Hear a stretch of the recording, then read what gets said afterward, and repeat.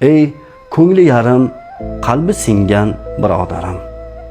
Ey eridan nohaqdan taloq olib, uyiga borib hum yig'layotgan qalbi singan opa-singillarim. Ey farzandini tuproqqa qo'yib, farzand dog'ida kuyayotgan ota-onalar. Ey nohaqdan ishidan haydalgan do'stlarim. Ey bemorlik holdan toydirsa-da Alloh taoloning eshigini tark etmagan birodarlarim. Ey baxti chopmagan, omadi chopmaganlar. Ey insonlar tomonidan zulmga uchragan birodarlarim.